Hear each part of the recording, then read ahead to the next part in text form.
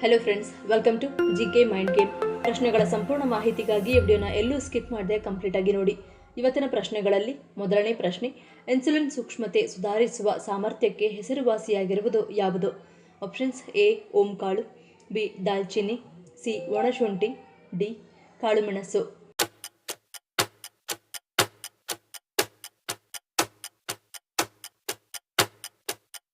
ಸರಿಯಾದ ಉತ್ತರ option B ದಾಲ್ಚಿನ್ನಿ. ದಾಲ್ಚಿನ್ನಿ ಆಂಟಿ ಆಕ್ಸಿಡೆಂಟ್ಗಳು, ಉರಿಯೂತ ವಿರೋಧಿ ಸಂಯುಕ್ತಗಳಿಂದ ಸಮೃದ್ಧವಾಗಿದೆ.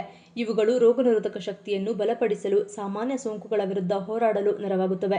ನಿರ್ದಿಷ್ಟವಾಗಿ ದಾಲ್ಚಿನ್ನಿ ಹಾನಿಕಾರಕ ಬ್ಯಾಕ್ಟೀರಿಯಾ ಮತ್ತು ವೈರಸ್ಗಳ ವಿರುದ್ಧ ಹೋರಾಡುವ ಆಂಟಿಮೈಕ್ರೋಬಿಯಲ್ ಗುಣಗಳನ್ನು ಹೊಂದಿದೆ. ದಾಲ್ಚಿನ್ನಿ ಇನ್ಸುಲಿನ್ ಸೂಕ್ಷ್ಮತೆ ಸುಧಾರಿಸುವ ಸಾಮರ್ಥ್ಯಕ್ಕೆ ಹೆಸರುವಾಸಿ. ಈ ಮೂಲಕ ಇದು ರಕ್ತದ ಸಕ್ಕರೆ ಮಟ್ಟವನ್ನು ನಿಯಂತ್ರಿಸಲು ಸಹಕಾರಿ.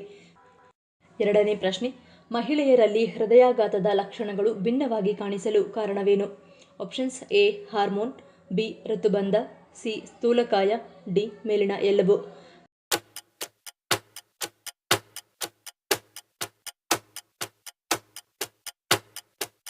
ಸರಿಯಾದ ಉತ್ತರ ಆಪ್ಷನ್ ಎ ಹಾರ್ಮೋನ್. ಹೃದಯಾಘಾತದ ಲಕ್ಷಣಗಳು ಪುರುಷರಲ್ಲಿ ಮತ್ತು ಮಹಿಳೆಯರಲ್ಲಿ ವಿಭಿನ್ನವಾಗಿ ಕಾಣಿಸಿಕೊಳ್ಳುತ್ತವೆ. ಮಹಿಳೆಯರು ಎದೆನೋವಿನ ಬದಲು ಉಸಿರಾಟದ ತೊಂದರೆ, ವಾಕರಿಕೆ ಅಥವಾ ಆಯಾಸದಂತಹ ವಿಲಕ್ಷಣ ಲಕ್ಷಣಗಳನ್ನು ಅನುಭವಿಸುವ ಸಾಧ್ಯತೆ ಇದೆ. ಇದರಿಂದ ಹೃದಯಾಘಾತದ ಸಂಭವವನ್ನು ಕೂಡಲೇ ಪತ್ತೆ ಹಚ್ಚಲು ಸಾಧ್ಯವಿಲ್ಲ.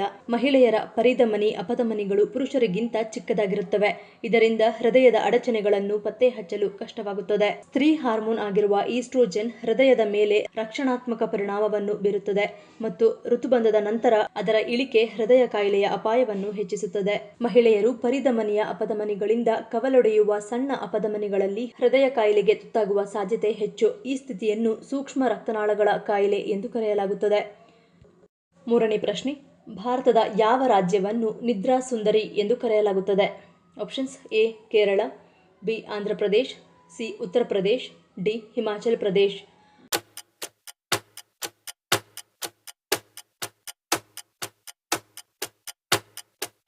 ಸರಿಯಾದ ಉತ್ತರ ಆಪ್ಷನ್ ಡಿ ಹಿಮಾಚಲ್ ಪ್ರದೇಶ್. ಹಿಮಾಲಯದ ಮಡಿಲಲ್ಲಿ ಮಲಗಿರುವ ಈ ರಾಜ್ಯ ಬೆರಗುಗೊಳಿಸುವ ರಮಣೀಯ ಭೂದೃಶ್ಯಗಳನ್ನು ಹೊಂದಿದ್ದು, ನೈಸರ್ಗಿಕ ಸೌಂದರ್ಯವೆನ್ನುವುದು ಇಲ್ಲಿ ಸದಾಕಾಲಕ್ಕೆ ವಾಸ್ತವ್ಯ ಹೂಡಿದೆ.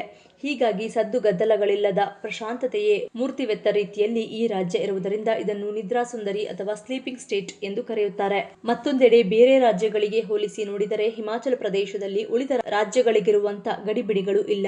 ಯಾರಿಗೂ ಇಲ್ಲಿ ಅವಸರದಿಂದ ಬದುಕು ಕಟ್ಟಿಕೊಳ್ಳುವ ಧಾವಂತವಿಲ್ಲ. ಶಾಂತ ಜೀವನ ಶೈಲಿ ಮತ್ತು ಸದ್ದು ಗದ್ದಲಗಳಿಲ್ಲದ ಬದುಕನ್ನು ಈ ರಾಜ್ಯದ ಬಹುತೇಕ ನಗರಗಳಿಂದ ಹಿಡಿದು ಹಳ್ಳಿಗಳವರೆಗೂ ನಾವು ಕಾಣಬಹುದು. ಈ ರಾಜ್ಯವನ್ನು ನಿದ್ರಾ ಸುಂದರಿ ಎಂದು ಕರೆಯಲು ಇದು ಮತ್ತೊಂದು ಕಾರಣ. ನಾಲ್ಕನೇ ಪ್ರಶ್ನೆ, ಹಾಲು ಕುಡಿಯದ ಮಕ್ಕಳಿಗೆ ಕ್ಯಾಲ್ಸಿಯಂ ಪೂರೈಕೆಗೆ ನೀಡಬಹುದಾದ ಕ್ಯಾಲ್ಸಿಯಂ ಭರಿತ ಆಹಾರ ಯಾವುದು? ಆಪ್ಷನ್ಸ್: ಎ ಗೆಣಸು, ಬಿ ಎಳ್ಳು, ಸಿ ಸೂರ್ಯಕಾಂತಿ ಬೀಜ, ಡಿ ಮೇಲಿನ ಎಲ್ಲವೂ.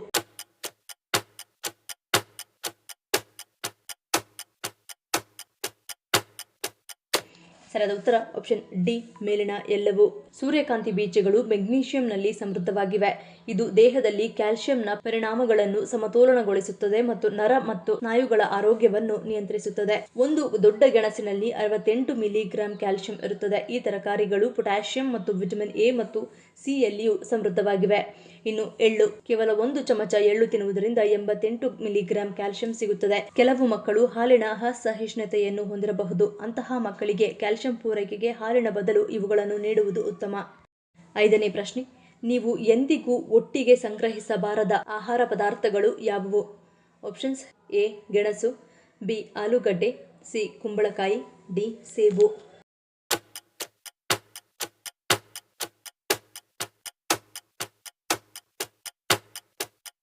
ಸರಿಯಾದ ಉತ್ತರ ಈ ಮೇಲಿನ ಎಲ್ಲವೂ. ಗೆಣಸು ಮತ್ತು ಆಲೂಗಡ್ಡೆ ತನ್ನದೇ ಆದ ಆರೋಗ್ಯ ಪ್ರಯೋಜನಗಳನ್ನು ಹೊಂದಿದ್ದರೂ ಇವುಗಳನ್ನು ಪ್ರತ್ಯೇಕವಾಗಿ ಸಂಗ್ರಹಿಸಿಡುವುದು ಉತ್ತಮ. ಬೇರು ತರಕಾರಿಗಳು ರೆಫ್ರಿಜರೇಟರ್ನಲ್ಲಿ ಇಡುವುದನ್ನು ನೀವು ತಪ್ಪಿಸಬೇಕು, ಏಕೆಂದರೆ ಇವುಗಳು ಫ್ರಿಜ್ನಲ್ಲಿ ವೇಗವಾಗಿ ಕೊಳೆಯುತ್ತವೆ. ಕುಂಬಳಕಾಯಿಯೊಂದಿಗೆ ಸೇಬು, ಪೇರಳೆಯಂತಹ ಆಹಾರಗಳಿಂದ ದೂರವಿಡುವುದು ಉತ್ತಮ. ಅಧ್ಯಯನದ ಪ್ರಕಾರ ಸೇಬುಗಳು ಮತ್ತು ಪೇರಳೆಗಳು ಹಳದಿ ಕುಂಬಳಕಾಯಿಯನ್ನು ಬೇಗ ಕೆಡಿಸುತ್ತದೆ. ಇನ್ನು ಸೌತೆಕಾಯಿಯನ್ನು ಇತರ ಯಾವುದೇ ಆಹಾರಗಳೊಂದಿಗೆ ಸಂಗ್ರಹಿಸಬಾರದು. ಇವುಗಳನ್ನು ಪ್ರತ್ಯೇಕವಾಗಿ ಇರಿಸಿ. ಸೌತೆಕಾಯಿಯನ್ನು ಕಲ್ಲಂಗಡಿಗಳು, ಬಾಳೆಹಣ್ಣು, ಟೊಮ್ಯಾಟೊಗಳೊಂದಿಗೆ ಸಂಗ್ರಹಿಸಿದರೆ ಅದು ನಿರ್ದಿಷ್ಟ ಎಥಿಲೀನ್ ಅನಿಲವನ್ನು ಉತ್ಪಾದಿಸುತ್ತದೆ. ಸೌತೆಕಾಯಿಗಳು ಈ ಅನಿಲಕ್ಕೆ ಸಾಕಷ್ಟು ಸೂಕ್ಷ್ಮವಾಗಿರುತ್ತವೆ. ಇದರಿಂದ ಇವುಗಳು ಬೇಗ ಹಾಳಾಗುತ್ತವೆ. ಆರನೇ ಪ್ರಶ್ನೆ, ಕಿಡ್ನಿ ಮತ್ತು ಲಿವರ್ನ ಶುದ್ಧೀಕರಣಕ್ಕೆ ಯಾವ ಪಾನೀಯ ಉತ್ತಮವಾಗಿದೆ? ಆಪ್ಷನ್ಸ್: ಎ ಜೀರಿಗೆ ನೀರು, ಬಿ ಎಳನೀರು, C black coffee, D green tea.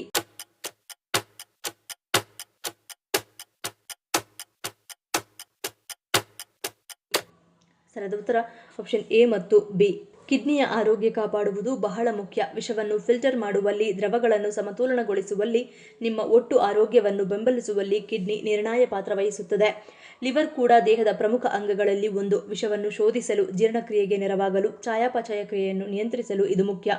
ಆರೋಗ್ಯಕರ ಯಕೃತ್ತು ಆಹಾರದಿಂದ ಪೋಷಕಾಂಶಗಳನ್ನು ಹೀರಿಕೊಳ್ಳಲು, ಹಾನಿಕಾರಕ ಅಂಶಗಳನ್ನು ಹೊರಹಾಕುವುದನ್ನು, ಶಕ್ತಿಯ ಸಂಗ್ರಹ ಬಿಡುಗಡೆಗೆ ನೆರವಾಗುತ್ತದೆ. ಬೆಳಗ್ಗೆ ಜೀರಿಗೆ ನೀರನ್ನು ನೀವು ಸೇವಿಸಬಹುದು. ಇದು ಆರೋಗ್ಯಕರ ಜೀರ್ಣಕ್ರಿಯೆ, ಯಕೃತ್ತಿನ ನಿರ್ವಿಷೀಕರಣವನ್ನು ಉತ್ತೇಜಿಸುವ ಆಂಟಿ ಆಕ್ಸಿಡೆಂಟ್ಗಳು, ಸಾರಭೂತ ತೈಲಗಳಿಂದ ತುಂಬಿದೆ. ಜೀರಿಗೆ ನೀರು ಹೆಚ್ಚುವರಿ ಸೋಡಿಯಂ ನೀರಿನ ಧಾರಣವನ್ನು ಹೊರಹಾಕುವಲ್ಲಿ ಸಹಾಯ ಮಾಡುವ ಮೂಲಕ ಕಿಡ್ನಿಯ ಮೇಲಿನ ಹೊರೆ ಕಡಿಮೆ ಮಾಡುತ್ತದೆ. ಮತ್ತು ಎಳನೀರು ನೈಸರ್ಗಿಕ ಹೈಡ್ರೇಟರ್ ಆಗಿದ್ದು, ಇದು ಯಕೃತ್ತು ಮತ್ತು ಕಿಡ್ನಿಗಳೆರಡನ್ನೂ ನಿರ್ವಿಷಗೊಳಿಸಲು ಉತ್ತಮ. 7ನೇ ಪ್ರಶ್ನೆ. ಭಾರತೀಯರ ನೆಚ್ಚಿನ ಪಾನಿಪುರಿ ಮೂಲತಃ ಎಲ್ಲಿಯದ್ದು? Options: A Bharat, B Japan, C China, D Italy.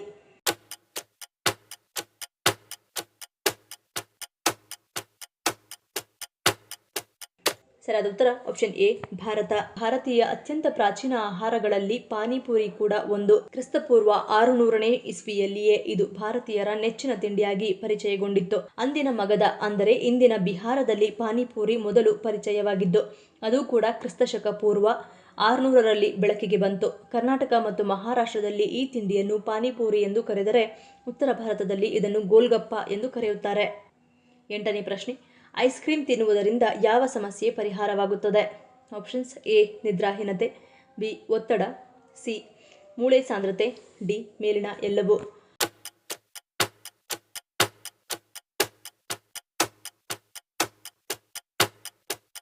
ಸರಿಯಾದ ಉತ್ತರ ಆಪ್ಷನ್ ಡಿ ಮೇಲಿನ ಎಲ್ಲವೂ. ನೀವು ಪ್ರತಿ ಬಾರಿ ಐಸ್ ಕ್ರೀಮ್ ಸೇವಿಸಿದಾಗಲೂ ನಿಮಗೆ ಸಂತೋಷ ಮತ್ತು ತೃಪ್ತಿಯ ಭಾವನೆ ಉಂಟಾಗುತ್ತದೆ. ಐಸ್ ಕ್ರೀಮ್ ತಿನ್ನುವುದರಿಂದ ಇದು ಸಂತೋಷದ ಹಾರ್ಮೋನ್ ಅನ್ನು ಉತ್ತೇಜಿಸುತ್ತದೆ ಮತ್ತು ದೇಹದಲ್ಲಿ ಒತ್ತಡದ ಮಟ್ಟವನ್ನು ಕಡಿಮೆ ಮಾಡಲು ಸಹಾಯ ಮಾಡುತ್ತದೆ. ಇದು ಟ್ರಿಪ್ಟೋಫಾನ್ ಅನ್ನು ಸಹ ಒಳಗೊಂಡಿದೆ. ಇದು ನರಮಂಡಲವನ್ನು ವಿಶ್ರಾಂತಿ ಮಾಡಲು ಸಹಾಯ ಮಾಡುವ ನೈಸರ್ಗಿಕ ಶಾಂತಗೊಳಿಸುವ ವಸ್ತುವಾಗಿದೆ ಮತ್ತು ಹೆಚ್ಚಾಗಿ ನಿದ್ರಾಹೀನತೆಯ ವಿರುದ್ಧ ಹೋರಾಡಲು ಸಹಾಯ ಮಾಡುತ್ತದೆ ಮತ್ತು ಮೂಳೆ ಸಾಂದ್ರತೆಯನ್ನು ಕಾಪಾಡಿಕೊಳ್ಳಲು ಸಹಾಯ ಮಾಡುತ್ತದೆ ಮತ್ತು ಆಸ್ಟಿಯೋಪೊರೋಸಿಸ್ ಬೆಳವಣಿಗೆಯ ಸಾಧ್ಯತೆಯನ್ನು ಕಡಿಮೆ ಮಾಡುತ್ತದೆ. 9ನೇ ಪ್ರಶ್ನೆ. ಕ್ರೀಡಾಪಟುಗಳು ಆಟದ ಮಧ್ಯದಲ್ಲಿ ಬಾಳೆಹಣ್ಣುಗಳನ್ನು ತಿನ್ನಲು ಕಾರಣವೇನು?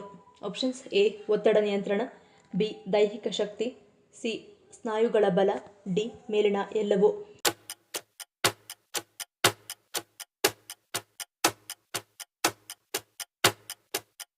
ಸರಿಯಾದ ಉತ್ತರ ಆಪ್ಷನ್ ಡಿ ಮೇಲಿನ ಎಲ್ಲವೂ.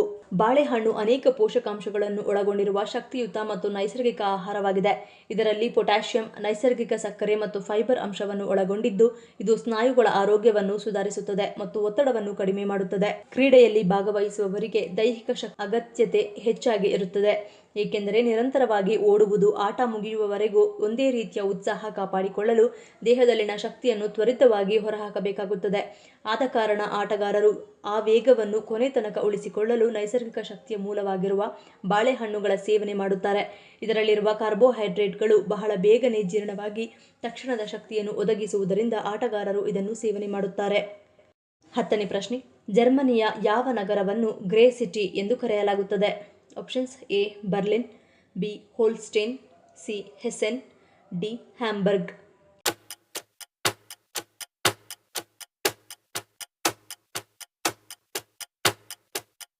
ಸರಿಯಾದ ಉತ್ತರ ಆಪ್ಷನ್ ಎ ಬರ್ಲಿನ್. ಬರ್ಲಿನ್ ಅನ್ನು ಜರ್ಮನಿಯ ಬೂದು ನಗರ ಅಥವಾ ಗ್ರೇ ಸಿಟಿ ಎಂದು ಕರೆಯಲಾಗುತ್ತದೆ. ಈ ಅಡ್ಡ ಹೆಸರು ಮೊದಲನೆಯ ಮಹಾಯುದ್ಧದ ನಂತರ ನಿರ್ಮಿಸಲಾದ ಅದರ ಅನೇಕ ಕಾಂಕ್ರೀಟ್ ಕಟ್ಟಡಗಳು ಮತ್ತು ಬರ್ಲಿನ್ ಗೋಡೆಯ ಅವಶೇಷಗಳಿಂದ ಬಂದಿದೆ. ನಗರದ ಯುದ್ಧ ಮತ್ತು ವಿಭಜನೆಯ ಇತಿಹಾಸವು ಈ ಚಿತ್ರಣಕ್ಕೆ ಇನ್ನಷ್ಟು ಮೆರುಗು ನೀಡುತ್ತದೆ. ಆದಾಗ್ಯೂ ಬರ್ಲಿನ್ ಶ್ರೀಮಂತ ಸಂಸ್ಕೃತಿ, ಕಲೆ ಮತ್ತು ಇತಿಹಾಸವನ್ನು ಹೊಂದಿರುವ ಉತ್ಸಾಹಭರಿತ ಸ್ಥಳವಾಗಿದೆ. ಈ ಪ್ರಶ್ನೆಗಳಲ್ಲಿ ನೀವು ಎಷ್ಟು ಪ್ರಶ್ನೆಗಳಿಗೆ ಸರಿ ಉತ್ತರವನ್ನು ಕೊಟ್ಟರೆ ಅನ್ನೋದನ್ನು ಕಮೆಂಟ್ ಮಾಡಿ ತಿಳಿಸಿ. ಈ ವಿಡಿಯೋ ನಿಮ್ಗೆ ಇಷ್ಟ ಆಗಿದ್ರೆ ಮರಿದೇ ಲೈಕ್ ಮಾಡಿ, ಶೇರ್ ಮಾಡಿ, ಸಬ್ಸ್ಕ್ರೈಬ್ ಮಾಡಿ. ನನ್ನ ಚಾನಲ್ನ ಇನ್ನೂ ಸಬ್ಸ್ಕ್ರೈಬ್ ಮಾಡಿದೆ ಹಾಗೆ ವಿಡಿಯೋಸ್ ನೋಡ್ತಿದ್ರೆ ಪ್ಲೀಸ್ ಸಬ್ಸ್ಕ್ರೈಬ್ ಮಾಡಿ, ಸಪೋರ್ಟ್ ಮಾಡಿ. ಮತ್ತೊಂದು ಇಂಟ್ರೆಸ್ಟಿಂಗ್ ವಿಡಿಯೋನಿಗೆ ಸಿಗ್ತೀನಿ. Until love you all, take care.